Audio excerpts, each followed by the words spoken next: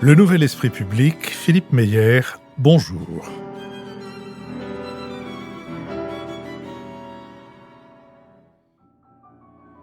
Bonjour, merci de nous avoir rejoints pour ce Nouvel Esprit Public, pour cette thématique qui sera consacrée à l'humanisme en crise et pour laquelle nous recevons Francis Wolff. Francis Wolff, bonjour. Quand je dis nous, c'est Nicole Nesotto, vice-présidente de l'Institut Jacques Delors, David Jayes, essayiste et entrepreneur dans la communication, et Lionel Zinsou, ancien Premier ministre du Bénin et président de la Fondation Terra Nova. Francis Wolff, vous êtes philosophe, professeur émérite à l'École normale supérieure. Et qu'est-ce que philosopher est une question que vous n'avez pas manqué de poser. Qu'est-ce que philosopher? Chanter comme un castrat du XVIIIe siècle, dites-vous, avec une voix d'enfant et une technique d'adulte. Ainsi, votre œuvre est-elle construite autour des interrogations de l'enfance? Qu'est-ce que? Pourquoi? Et des réponses rigoureuses de la raison philosophique. En reprenant la métaphore de Descartes, vous comparez votre philosophie à un arbre dont les racines seraient votre ontologie, le tronc votre anthropologie, et les branches votre éthique, votre politique et votre esthétique. Filons cette métaphore, nous vous invitons, afin d'interroger la branche politique de votre arbre, le plaidoyer pour l'universel que vous avez publié en 2019 et dans lequel vous cherchiez à refonder une idée en crise aujourd'hui, l'humanisme. Cette branche repose sur votre tronc anthropologique. Qu'est-ce que l'homme? Ou plutôt, qu'est-ce qui est propre à l'homme? Pour vous, ça n'est ni la raison ni le langage, mais leur union indissociable que vous appelez la raison dialogique. Cette définition vous permet de fonder en raison une éthique humaniste universelle qui repose sur le principe de réciprocité et dont la traduction politique est l'idéal démocratique avec son accomplissement à l'échelle de l'humanité, l'idéal cosmopolitique. Si ces considérations peuvent sembler abstraites, elles sont en réalité très concrètes, en particulier lorsque vous les utilisez comme critères d'évaluation des valeurs. Vous montrez que sont anti-humanistes toutes valeurs fondées sur l'inégalité a priori des humains, comme le racisme ou le nationalisme, ainsi que toute application du principe d'égalité qui trahit le principe de réciprocité, comme l'antispécisme. Pour ce qui est de la guerre au Proche-Orient, fidèle à ce principe de réciprocité, vous espérez que, je vous cite, chaque peuple surmonte un instant sa propre souffrance pour percevoir le peuple ennemi, usurpateur ou assassin, comme susceptible de souffrir lui aussi. Et vous défendez la seule solution raisonnable et universelle, celle des deux États dans des frontières sûres et reconnues par la communauté internationale. Ceci n'est pas contradictoire avec votre utopie cosmopolitique, d'abord parce qu'il s'agit moins d'un but, ce que vous appelez une utopie en acte, que d'un idéal régulateur. Ensuite, parce que cet idéal cosmopolitique ressemble davantage à une confédération mondiale de fédérations régionales démocratiques. En 2018, dans une recension de votre ouvrage « 3 utopies contemporaines » qu'il avait faite pour la Fondation Jean Jaurès, David Jayes avait pointé les risques de dépolitisation que comporte un tel projet et défendait plutôt des États-nations ouverts sur le monde. Comme David, Nicole Nesotto et Lionel Zinsou ne vont pas manquer de questions à vous poser, mais avant de les laisser vous interroger et les laisser user de leur raison dialogique, pourriez-vous revenir sur ce concept fondamental, puisque c'est à partir de cette définition de l'homme que s'articule toute votre réflexion sur l'humanisme. Francis Wolff. Alors merci de cette introduction dans laquelle je me retrouve pleinement et qui résume les traits essentiels de mon travail depuis quelques années. Qu'est-ce que la raison dialogique, me demandez-vous, mais vous me le demandez en utilisant vous-même votre raison dialogique, puisque nous sommes en train de la pratiquer en acte, cette raison dialogique. La raison dialogique, je l'oppose d'une part à toute absence de raison et d'autre part à une autre raison qui est la raison monologique, disons. Voilà.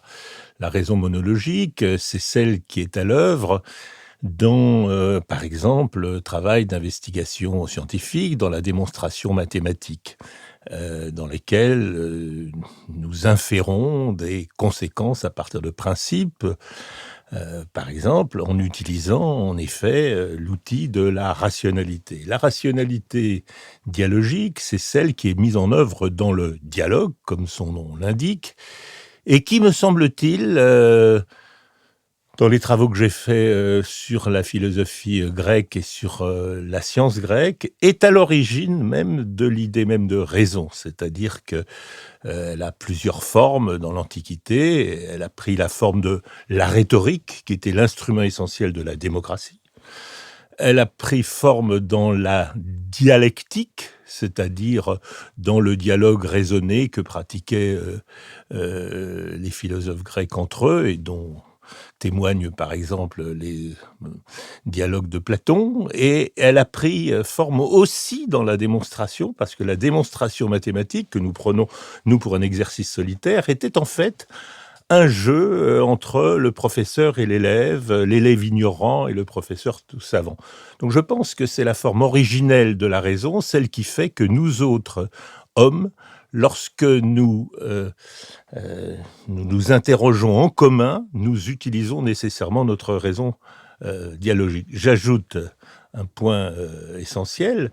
J'ai dit que c'était une manière proprement humaine d'utiliser le langage. En effet, toutes les autres formes toutes les autres manières dont nous utilisons le langage sont partagées par d'autres espèces, si je puis dire, que l'humanité. Ce qu'on a appelé les fonctions du langage, si je donne un ordre, c'est une fonction du langage. Si je me mets à draguer ou à séduire quelqu'un, c'est une fonction du langage. Mais il y en a une seule qui est proprement humaine dans ces fonctions, c'est celle dans laquelle je raisonne avec l'autre et dans laquelle j'ai la possibilité non seulement d'approuver ce qui m'est dit, mais de dire non. La capacité à nier, affirmer et nier est proprement humaine, et c'est là que je vois la spécificité de cette espèce. Nicole Nisotto. Oui, moi, ce qui m'a frappé dans vos écrits, ce sont des coïncidences assez insoupçonnées, je l'avoue, pour moi, entre la philosophie très classique, telle que vous la pratiquez et l'écrivez, et les crises géopolitiques sur lesquelles j'ai une modeste petite expérience. Quand on regarde le monde, effectivement, on est inquiet de voir monter la critique des valeurs universelles, autrement dit la critique de l'Occident et des démocraties, puisque ce sont quand même les démocraties qui ont porté ce message universel. Et on a d'un côté la Chine qui nous oppose la valeur du relativisme culturel, la définition d'une démocratie à la chinoise, pourquoi pas des valeurs universelles chinoises. On a à l'inverse des pays du Sud qui nous reprochent notre hypocrisie selon laquelle l'universalisme dont on se targue n'est que la défense des intérêts nationalistes des plus puissants. Et on a aussi des mouvements identitaires un peu partout dans le monde, mais aussi en Occident, des revendications identitaires qui remettent en cause justement l'universalité des droits de l'homme et l'universalité prônée par l'Occident. Et donc, ma question est, et comment la philosophie peut-elle nous permettre de comprendre ce mouvement de contestation planétaire des valeurs universelles occidentales, et surtout, est-ce qu'elle nous permet d'y répondre? Merci de ces questions. Elles sont nombreuses en réalité parce que la première question est de savoir si les valeurs occidentales sont universelles, et réciproquement, c'est une autre question, si les valeurs universelles sont occidentales. En effet, je pense qu'il y a dans la contestation de l'Occident, on met dans le même sac la remise en question de l'Occident, pour des raisons qui sont certaines bonnes et d'autres moins bonnes, la remise en question des valeurs dites universelles. Mais cette assimilation-là me semble elle-même tout à fait discutable. Prenons un exemple extrêmement évident, lorsque les femmes iraniennes se révoltent au nom de Femme, vie, liberté, les mollahs disent valeurs occidentales. Bon. sont-elles porteuses des valeurs occidentales? La réponse est, me semble-t-il, qu'elles sont porteuses de valeurs universelles. Lorsque il s'est passé la même chose au moment de ce qu'on appelle les printemps arabes, n'est-ce pas, au début, dans les années 2010, où la répression extrêmement féroce qui a pu s'abattre et dont le pire a été la répression syrienne, se sont faits au nom du fait qu'il fallait lutter pour défendre une culture contre l'Occident. Quand on regarde la guerre Ukraine-Russie, eh bien, nous avons l'idée que Poutine, enfin en tout cas défendue par Poutine, qu'il combat l'Occident et ses valeurs. Bon. Pouvons-nous... Donc, je veux dire, c'est un argument tellement souvent utilisé par les despotes du monde entier d'assimiler à l'Occident et de profiter, si je puis dire, de revendications portées souvent, compris par leur propre peuple, contre, en effet, ce qui est pour ces peuples liés à l'Occident. Je pense justement, par exemple, si on prend le cas de l'Iran, la révolution de 79, n'est-ce pas? Elle a été portée par un peuple qui voyait dans la corruption du régime du Shah et dans les extraordinaires inégalités du régime des valeurs occidentales. Je me garde bien d'assimiler valeurs occidentales et valeurs universelles pour deux raisons. D'abord parce que on ne peut pas dire que l'Occident se montre au jour le jour porteur de valeurs universelles. On remonte à la guerre d'Irak. On peut très bien dire que, en effet, c'était une guerre pour défendre les intérêts américains ou défendre les intérêts de l'Occident au sens large, et que ça n'avait rien d'universel, puisque ça s'est fait finalement sans l'aval de l'ONU, si on considère que le droit international a quelques titres à l'universalité. D'autre part, en effet, je ne pense pas que les valeurs universelles soient uniquement des valeurs occidentales. Toute l'œuvre, par exemple, de l'économiste prix Nobel Amartya Sen, toute son œuvre a consisté à montrer que les valeurs qui passent pour être universelles ne sont pas l'apanage de l'Occident, qu'elles ont pu être portées à certaines époques en Afrique, elles ont pu être portées en Inde. Il donne énormément d'exemples sur lesquels on pourra revenir, de ces valeurs qui sont universelles et qui ne sont pas occidentales. La seule chose, nous allons évidemment sans doute revenir sur ce que sont ces valeurs universelles, mais je dirais simplement que ce qui fait que ces valeurs peuvent être définies comme universelles, c'est qu'elles sont la plupart du temps essentiellement formelles, qu'elles n'ont pas de contenu substantiel. Et que la confusion entre le contenu substantiel, par exemple culturel, religieux, etc., d'un côté, et les valeurs proprement formelles, j'en donne quelques-unes d'exemples, la laïcité en tant que valeur formelle, le droit du contradictoire, par exemple, sur le plan juridique, voilà quelque chose qui me semble universel. La rationalité argumentative, enfin, je peux en faire une liste assez longue. Ce sont des valeurs purement formelles et qui, par là même, peuvent devenir universelles, quel que soit le contenu substantiel des cultures qui le portent. Lionel Zinsou. Oui, monsieur le professeur. D'abord, moi, je voudrais exprimer ma gratitude parce que je trouve que pour penser les sujets géopolitiques, éthiques, contemporains, votre œuvre est vraiment un guide extraordinaire. En fait. Bon, merci. Et je voudrais m'associer à ce que vous venez de dire sur les valeurs universelles. Je pense qu'il faut vraiment, Nicole, que les Occidentaux arrivent à se débarrasser de l'adjectif occidental en parlant de valeurs, parce que malheureusement il y a la mémoire. Donc aujourd'hui, quand le président Biden rassemble les démocrates dans un sommet, les chercher dans les divers continents, il ne faut quand même pas oublier que la colonisation s'arrête il y a quelques dizaines d'années. La Namibie est indépendante depuis 1988, c'est hier. Il ne faut pas oublier que l'esclavage a été remplacé par le travail forcé, l'abolition du travail forcé, qui est quand même une nuance de l'esclavage. Elle n'est pas de 1848, elle est de la loi Houphouët-Boigny en France de 1946. Tout ça, c'est vraiment la mémoire de gens qui sont encore vivants.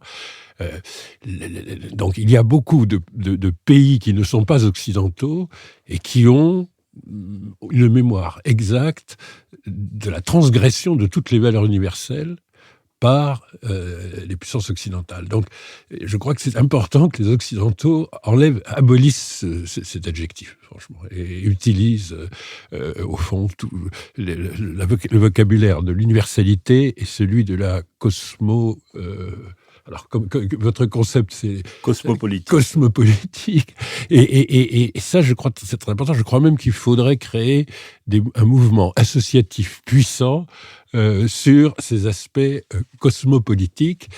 Et c'est pas désespérant, parce que on peut commencer en disant, regardez la fragmentation du monde, regardez les nationalismes, regardez les réactions identitaires, regardez l'exaltation par l'extrême droite des frontières. Enfin, on peut aussi regarder l'Europe, avec malgré tout une abolition des frontières, qui est une construction historique intéressante, et qui n'est pas sans équivalent ailleurs que dans le monde occidental. On aurait pu, par exemple, dans un continent comme l'Afrique, passer son temps à faire la guerre pour changer les frontières dessinées à la règle par la conférence de Berlin en 1885, séparant les peuples, les cultures, les langues d'une façon complètement arbitraire. Et ça a donné beaucoup de conflits, et il reste des conflits importants.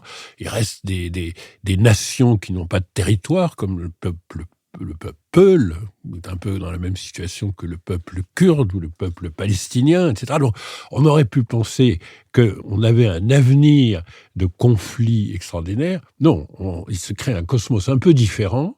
Aujourd'hui, vous allez avoir un grand marché, le plus grand marché unique du monde, en supprimant, alors ça paraît technique et économique, à travers la zone de libre-échange continentale africaine, mais vous allez en fait dépasser les frontières, les abolir. On ne s'arrêtera plus à aucune frontière, ni les hommes, ni les marchandises.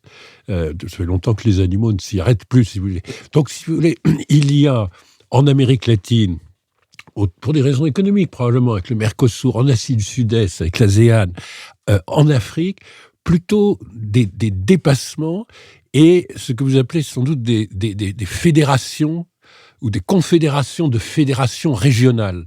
C'est frappant combien des ensembles cohérents d'un point de vue économique, d'un point de vue du développement, du bien-être, du développement de la circulation de la culture, c'est quand même frappant combien on est en train de s'unir. Moi, j'étais à la COP28 et j'étais frappé quand même par le fait que c'est désormais des ensembles qui parlent.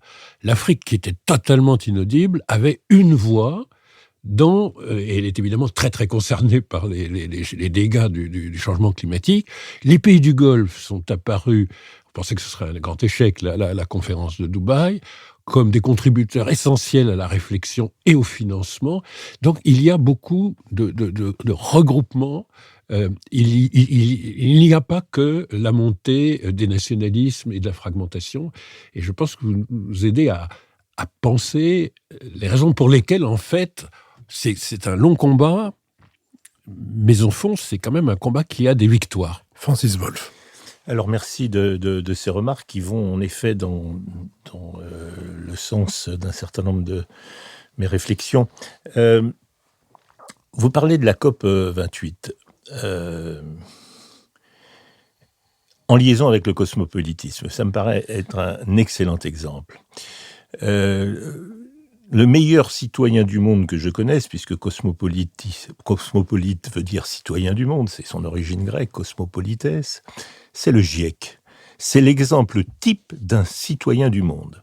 Pourquoi ? Parce que nous avons affaire à un groupe de scientifiques de tous les pays qui, en dehors de leur travail de recherche proprement scientifique, font des rapports sur l'état de la science, sur l'état des recherches destinées aux politiques. Nous avons ici un instrument extraordinaire d'utilisation de quelque chose qui ressemble à ce que j'appelle la raison dialogique, au service de quoi? Au service, de l'humanité comme telle. Indépendamment de toute frontière, indépendamment de toute culture, etc. Et qui ont une définition implicite de ce à quoi ils sont, au service de qui ils sont, qui est l'humanité présente et à venir. Ce qui est d'une certaine manière un des fondements de tout idéal utopique, c'est-à-dire penser à construire une humanité de l'avenir. Donc pour moi, les travaux des COP, dont on se plaît trop facilement à nier l'intérêt ou le manque de réalisme, est le travail cosmopolitique par excellence. Par ailleurs, vous faites remarquer en effet que dans la critique que je peux faire de l'État-nation, ce qui est mon objet principal, ce n'est pas du tout l'État, ce ne sont pas du tout les États, c'est les nations. Or, où, comment et depuis quand État et nation coïncident-ils? Si on regarde la planète, c'est un cas plutôt exceptionnel et plutôt récent, d'une coïncidence parfaite entre État et nation. Est-ce que il y a un État arabe? Est-ce qu'il y a, vous le remarquez, est-ce qu'il y a un État kurde? Est-ce qu'il y a... Donc, la coïncidence entre État et nation, c'est quelque chose dont a rêvé l'Europe au XIXe siècle et dont on voit que, justement, l'Europe est en train de sortir. Ce qui a fait, pour moi, la deuxième utopie cosmopolitique, enfin, sa réalisation, la première, j'ai pris comme exemple le GIEC, et le deuxième, je prendrai comme vous aussi la construction de l'Union européenne. C'est là où s'est installé le plus l'idée, certains diraient le mythe, de l'État-nation, c'est-à-dire en Europe, qu'on a voulu construire quelque chose d'absolument inédit, qui était, sur les ruines, en effet, d'une Europe détruite par 2 guerres mondiales, quelque chose qui ne ressemblait à rien, qui ne ressemble à rien parce que l'Union européenne c'est indéfinissable en termes politiques, et qui était la construction d'un espace post-national, transnational, etc. Tout ça est très extrêmement discutable, et qui transcende les frontières, et surtout qui allie différentes cultures, différentes langues, etc. Et donc tout ce sur quoi s'est fondée l'idée de nation, c'est-à-dire tantôt sur l'identité de langue, l'identité de religion, l'identité d'histoire, etc., a été transcendé au fond, dans cette bonne utopie qu'a été l'Europe, comme il y a une autre bonne utopie sur laquelle nous sommes en train de construire depuis quelques décennies, qui s'appelle la démocratie. Tout cela fait partie, à mon avis, du même mouvement d'ensemble, même si l'heure aujourd'hui est plutôt sombre. Je crois qu'à une échelle un peu plus élevée, il y a des progrès qui vont dans le sens que vous disiez. David Jays. Bon, d'abord, je suis très content de retrouver Francis parce que j'appartiens à une génération d'élèves en sciences humaines de la rue d'Ulm qui ont été marqués par 2 professeurs, je pense. Daniel Cohen en économie, auquel je pense chaque jour, et Francis en philosophie, et je crois pouvoir parler au nom d'un certain nombre de camarades. Nous avons le souvenir de ces cours sur Aristote ou sur la métaphysique qui nous ont beaucoup structurés intellectuellement, et pour ça, je voulais exprimer ma gratitude. J'avais 2 faisceaux de remarques. Le premier, c'est sur la raison dialogique, sur laquelle Philippe a ouvert l'émission. Je vais poser une question volontairement provocatrice. Lorsque la philosophie a été confrontée à la révolution copernicienne, lorsqu'elle a été tirée, comme l'écrit Kant, de son sommeil dogmatique, on pourrait tout à fait soutenir qu'elle a été en partie dans sa tâche de connaissance destituée par les sciences, et en particulier les sciences expérimentales qui prennent leur essor à partir du XVIIe siècle.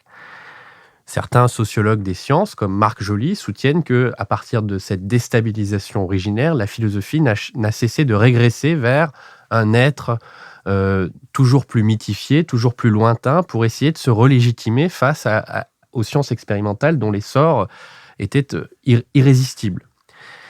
Est-ce que nous ne sommes pas confrontés à un choc de la même ampleur avec la révolution de l'intelligence artificielle qui tend tout de même à nous démontrer que presque tout est langage et qu'il y a, en tout cas c'est très controversé et très débattu aujourd'hui, un ancrage relationnel et émotionnel très fort dans le langage, mais si cet ancrage relationnel et émotionnel est dans le langage lui-même, il peut faire l'objet de statistiques et il peut faire l'objet d'apprentissage par l'intelligence artificielle elle-même. Donc ne sommes-nous pas, je suis volontairement provocateur, cher Francis, mais en train, avec la raison dialogique, d'essayer de recréer un site de légitimité pour la pensée philosophique qui serait en dehors du langage pur, qui lui peut être épuisé par l'intelligence artificielle. Ça, c'est ma première question. Ma deuxième question, sur la question de l'universalisme.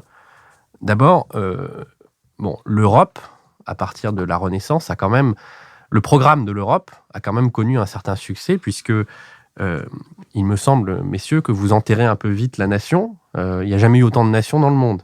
Je rappelle qu'en 1945, il y a 40 nations. Et il y a essentiellement des empires, et des empires coloniaux. Aujourd'hui, il y en a 180. Le Sud-Soudan, le Timor oriental, le Kosovo sont des États-nations qui se sont créés, qui se sont affirmés, qui sont reconnus dans le système international récemment. Et jusqu'à preuve du contraire, l'Union européenne repose d'abord sur des traités conclus entre États-nations. Mais le capitalisme, la science et la technique, certains principes de raisonnement, tout ce programme de travail qui a été incubé quelque part entre la fin du Moyen-Âge et le début de la Renaissance, en Europe, est aujourd'hui une affaire universelle. Et il me semble que les non-occidentaux ne reprochent pas tant à l'Occident d'avoir exporté ce programme de travail que ce qu'ils appellent le double discours, c'est-à-dire prendre prétexte ou prendre appui sur des principes ou des valeurs prétendument universelles pour, en réalité, ne faire qu'appliquer la loi du plus fort. Et ma question sur ce sujet est la suivante.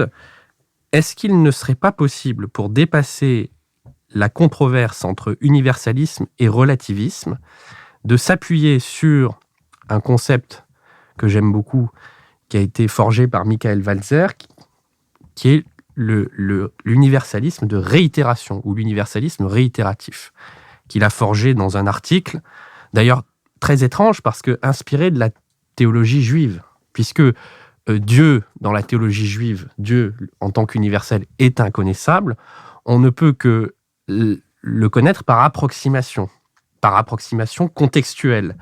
Et c'est tout le sens de l'alliance du peuple juif avec Dieu, c'est-à-dire à la fois c'est un arrimage très fort de l'universel et du singulier.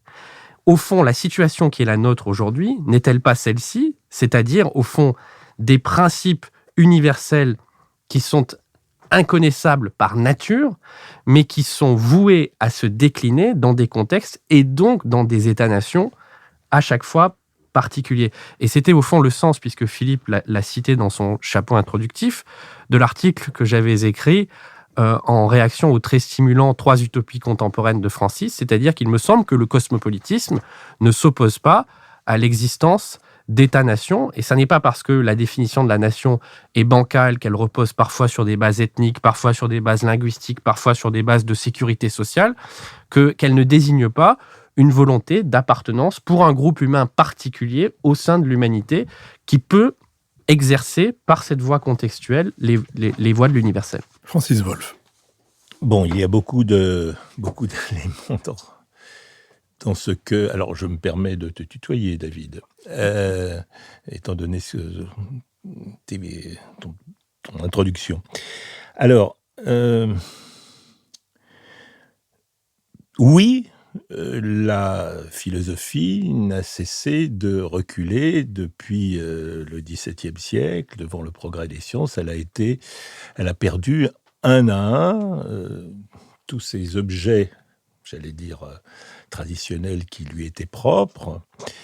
C'est d'ailleurs mon point de départ dans mon dernier livre sur le temps. Le temps, c'est tout à fait typique de quelque chose qui jusqu'au XVIIe siècle, d'un objet qui jusqu'au XVIIe siècle était l'apanage des philosophes, qui la plupart du temps étaient aussi d'ailleurs des physiciens, et qui, à partir de Galilée, puis Newton, et évidemment Einstein et la suite, a été repris par les physiciens exclusivement, en sorte que les philosophes, progressivement, se sont retranchés derrière leur précaré, au tel point que depuis le début du XXe siècle, ils s'estiment titulaires du dernier précaré sur le temps, qui est le temps de la conscience, qu'on appelle la temporalité. Alors l'ennui, la mémoire, l'anticipation, toutes ces questions qui ne sont pas évidemment celles du temps, mais celles des effets de la mémoire. Alors ça, oui, d'accord. Alors, cela étant dit, est-ce qu'il y a... tu en viens à dire, est-ce qu'on n'a pas aujourd'hui une deuxième révolution qui serait comparable à celle qui s'est passée au moment de Descartes et Galilée, qui serait celle de l'intelligence artificielle? Alors là, j'avoue que je ne comprends pas l'analogie. Je ne comprends pas l'analogie parce que ce qui s'est passé avec la révolution scientifique du XVIIe siècle, c'est une révolution dans le rapport entre concept et théorie d'un côté et expérimentation. L'intelligence artificielle, que je sache, c'est essentiellement un outil technologique dont on peut critiquer certains effets ou certaines conséquences, mais dont je ne vois pas en quoi il change fondamentalement le rapport entre l'homme et le monde, l'homme et la nature. Alors peut-être, est-ce qu'il change? C'est un autre aspect de ce que tu as dit. Est-ce que l'intelligence artificielle, cette révolution technologique, j'attends de voir, n'est-ce pas, en quoi c'est plus une révolution que la révolution numérique ou la révolution Internet, enfin voilà. Sinon, peut-être dans certains de ces usages quotidiens par le grand public, puisque la même intelligence artificielle, elle est utilisée depuis des dizaines d'années à l'échelle des grands laboratoires, etc. Je ne vois pas ce qui justifie cette analogie, si ce n'est peut-être pour critiquer, c'était le dernier point de ton premier point, si je puis dire, l'idée de raison dialogique. Or, en effet, un des risques, et là je suis d'accord, de l'intelligence artificielle, c'est en ce sens qu'elle mime le dialogue. C'est qu'elle mime un raisonnement en présence ou avec l'autre. Ce qui compte dans la raison dialogique, ce n'est pas le raisonnement lui-même. Ce qui compte, c'est évidemment la capacité de dire oui ou non. C'est la capacité à s'entendre avec l'autre sur ce dont on parle pour pouvoir éventuellement être en désaccord sur ce qu'on en dit. Or, je ne vois pas comment ces deux exigences, qui sont d'une certaine manière des exigences contraires, contradictoires, se mettre d'accord sur ce dont on parle afin éventuellement d'être en désaccord sur ce qu'on en dit, qui sont, je le répète, les deux exigences de la raison dialogique, elles sont ni l'une ni l'autre, n'est-ce pas, mises en œuvre par la raison dialogique. Dans le meilleur des cas, je dirais que c'est une excroissance pathologique de la raison monologique, pour moi, les usages de l'intelligence artificielle. Alors sur le deuxième point, très rapidement, il y a un livre assez récent de Maurice Godulier que j'ai trouvé très intéressant sur justement peut-on se moderniser sans s'occidentaliser. En gros, c'est son thème. Et c'est au fond la question que tu poses, en tout cas telle que je l'entends. C'est-à-dire que si on voit en effet qu'à certains moments, certes, l'exemple type étant le Japon, a eu besoin de se moderniser en s'occidentaliser, mais en restant totalement japonais dans leur culture. Bon, alors qu'est-ce que ça voulait dire s'occidentaliser? Godelier répond, je ne répondrai pas tout à fait la même chose, s'occidentaliser, c'est faire du business, le capitalisme, c'est la religion catholique et c'est la démocratie. Bon, c'est la religion chrétienne, disons, et c'est la démocratie. Alors, je ne suis pas tout à fait d'accord avec ces 3 critères, mais en tout cas, il dit que c'est comme ça que ça a été vécu dans un grand nombre de pays. Alors, oui, d'une certaine manière, à un certain moment, le développement du capitalisme a été d'abord une affaire anglaise, etc., puis européenne, et qui a dû s'exporter, et que un certain nombre de pays ont dû importer pour se moderniser.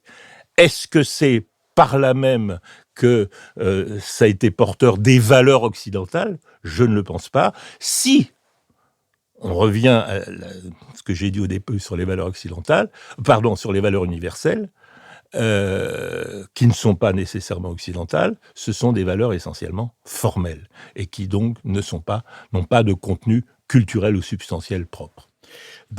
Je l'ai dit tout à l'heure, vous définissez comme anti-humaniste les valeurs qui sont fondées sur l'inégalité, a priori, entre les humains. Vous parlez du racisme, vous parlez du nationalisme.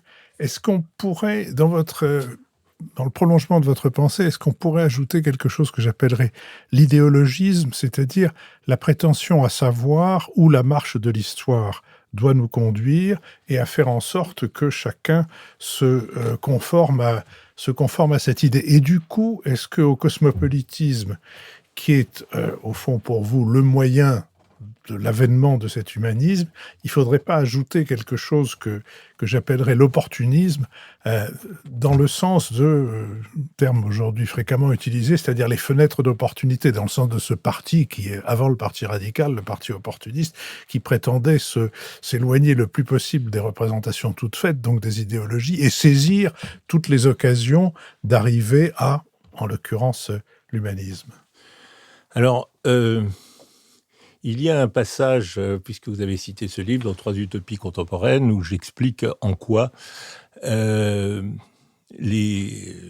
avons, au XXe siècle, souffert de l'idée d'utopie, enfin, de la volonté à tout prix de réaliser des utopies. Et je distingue, alors, c'est là où je rejoins votre concept d'idéologie, je distingue les 2 grandes utopies qui ont traversé le XXe siècle. L'utopie du bien absolu comme étant l'égal et l'utopie du bien absolu comme étant le pur. Les utopies de la pureté, ou les idéologies de la pureté, et les idéologies de l'égal.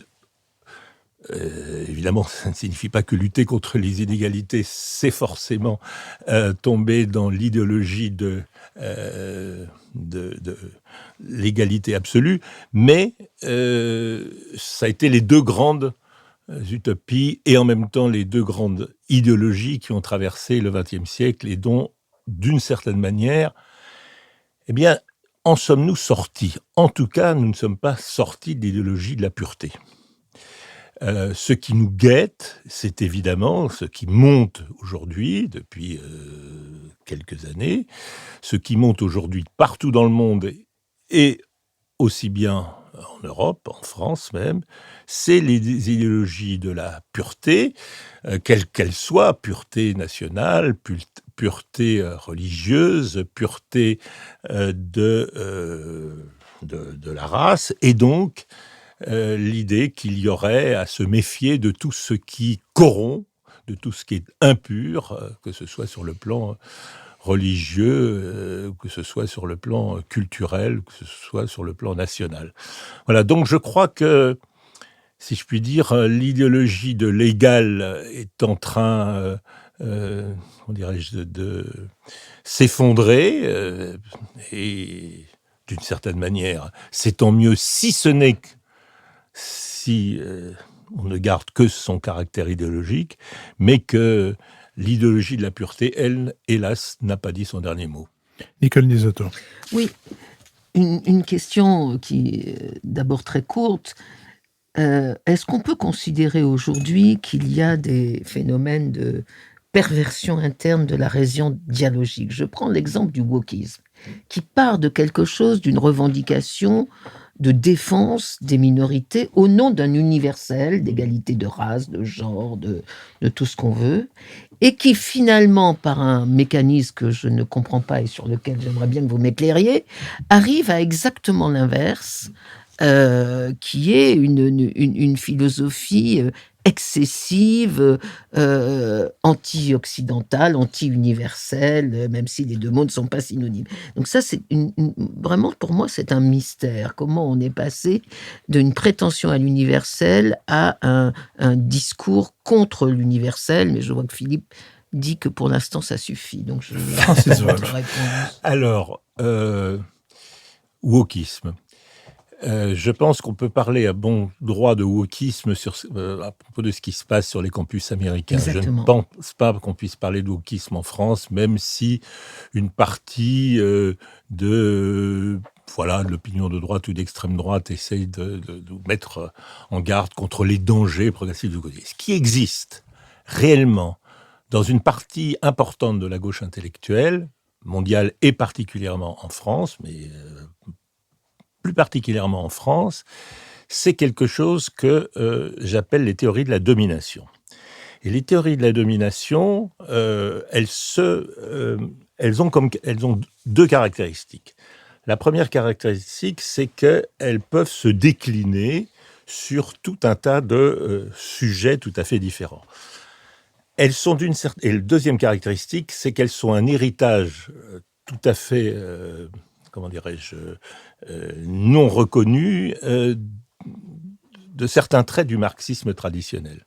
C'est-à-dire la vision marxiste traditionnelle de l'antagonisme de classe, dont on a pu faire la généalogie dans l'antagonisme des races, etc. C'est-à-dire que toute société est structurée par une espèce de guerre entre deux classes sociales, d'antagonisme irréductible avec leurs idéologies respectives.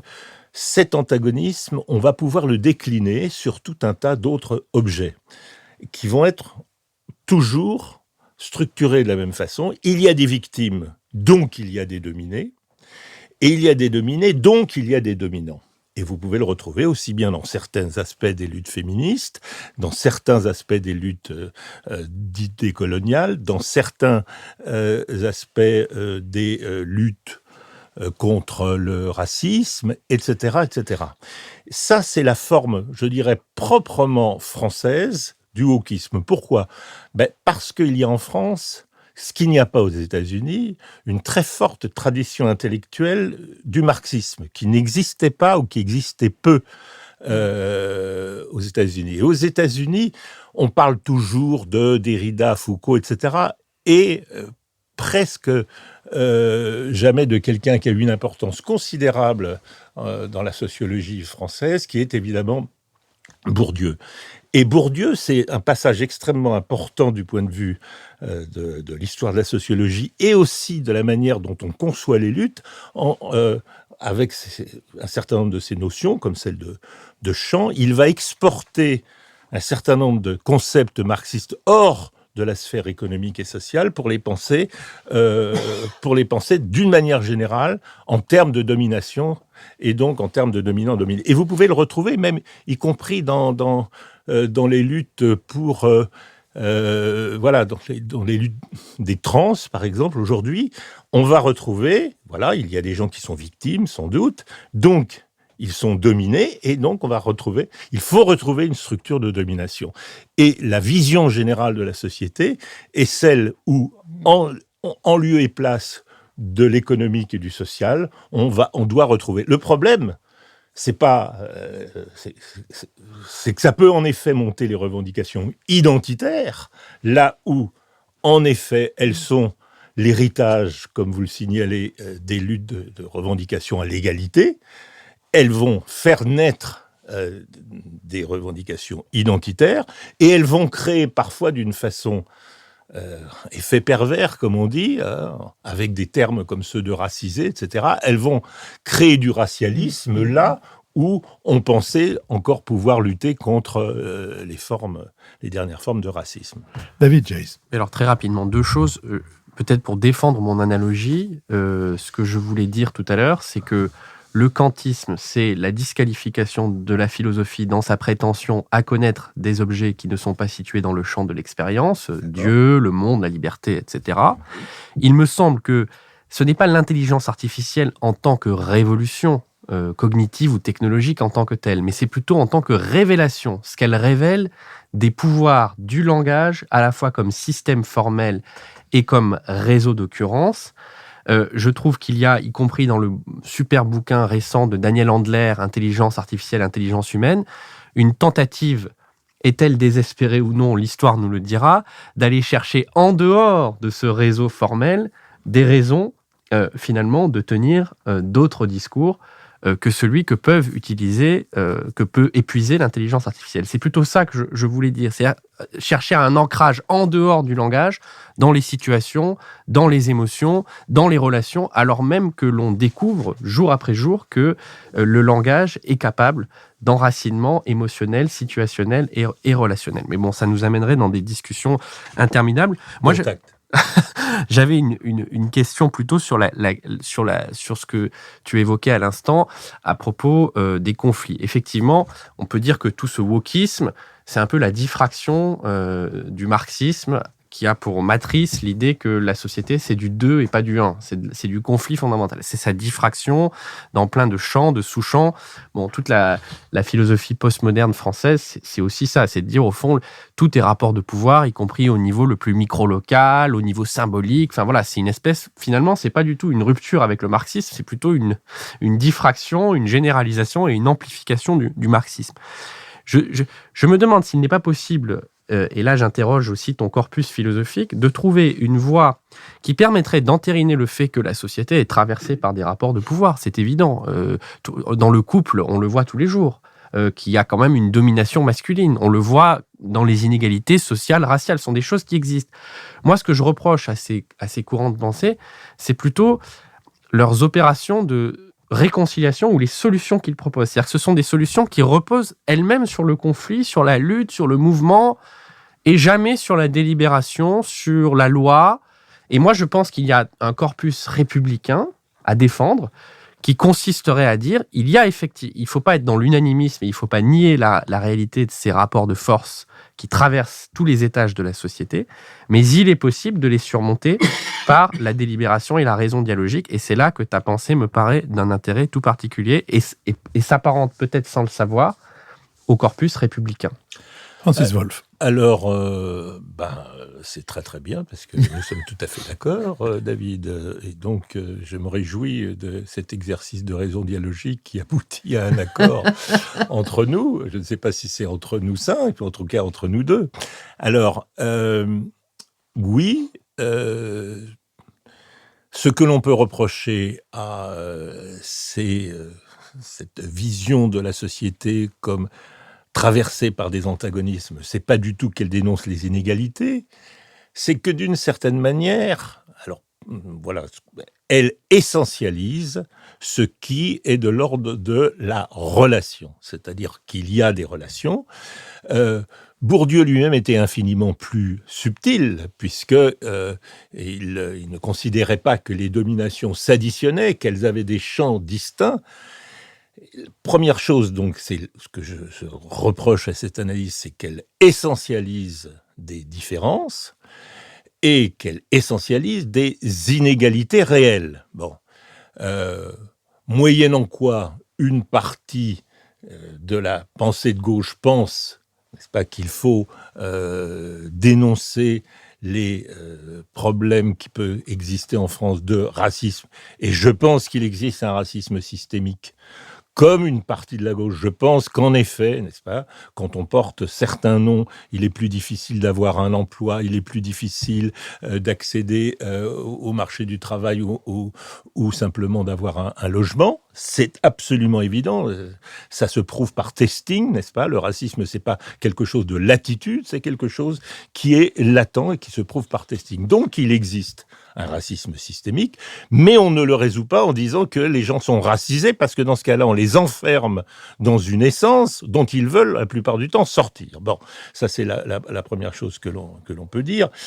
Et la deuxième chose que l'on peut dire, c'est que le problème, c'est que ça ne nous fait pas une vision de la société, parce que ça ne s'additionne pas, parce que ça n'est pas structurel, parce que la domination masculine n'est pas liée au racisme de façon nécessaire. Elle n'est pas liée non plus à l'exploitation capitalisme. Le capitalisme s'accommode bien de tout cela. Il en profite, etc. Si demain, il lui faut être inclusif, il l'est déjà d'ailleurs, Disney et compagnie. Donc, ça n'est pas du tout le problème. Ça ne fait pas... Alors, maintenant, si on peut se mettre d'accord sur le fait que, oui, il peut y avoir un cadre à la fois de normes, de lois, si par exemple, il y a, comme je le suggère depuis le début, s'il y a de recours à l'universel, c'est forcément un universel que j'appelle formel.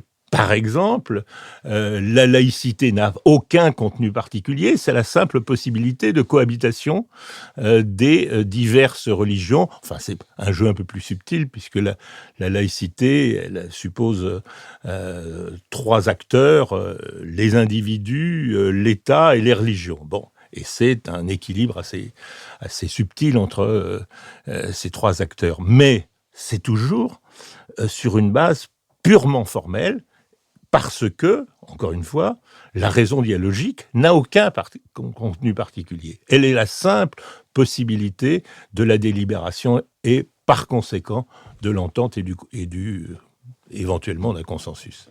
Lionel Zinsou.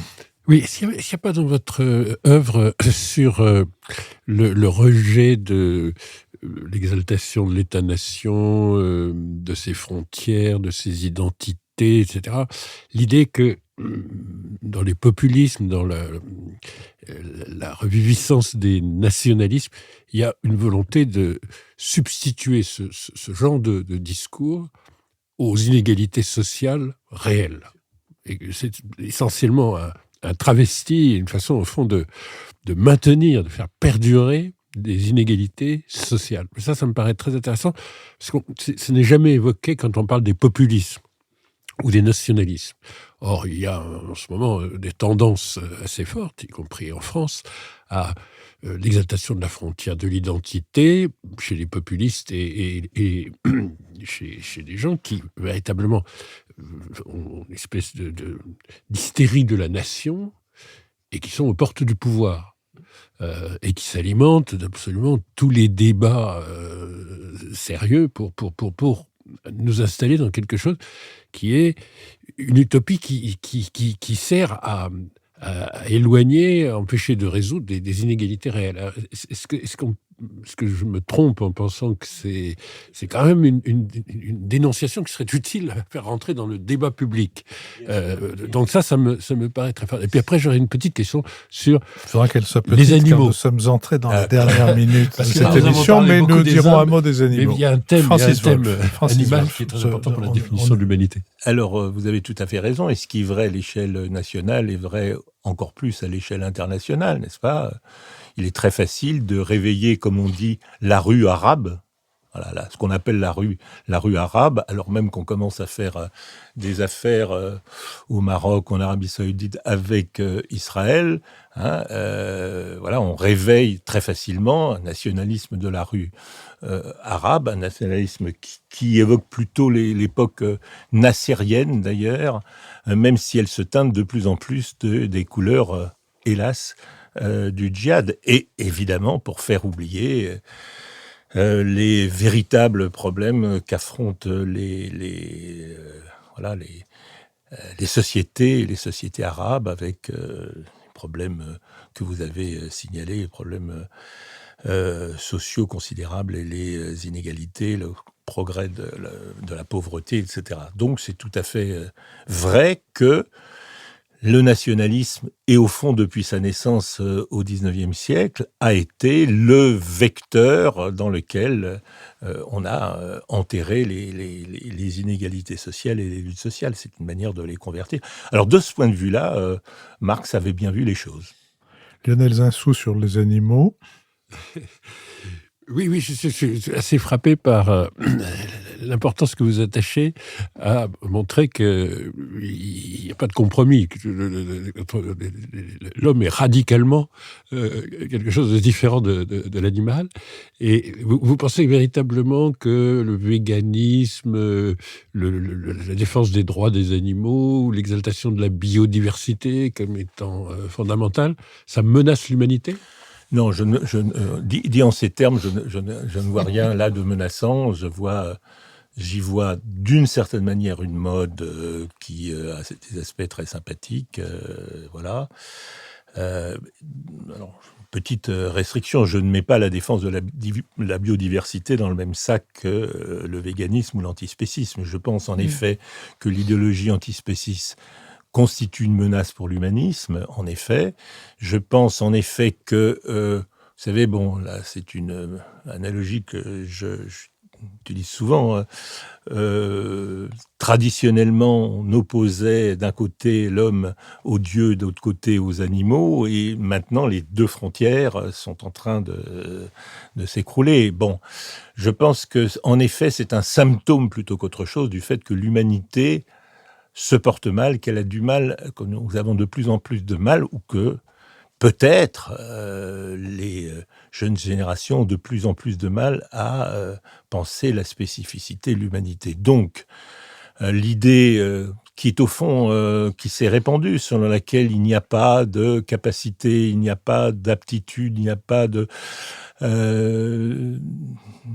vertu ou qui ne soit déjà chez les animaux, me paraît quelque chose qui est menaçant, y compris, alors pas simplement sur le plan théorique, évidemment, mais y compris sur le plan pratique.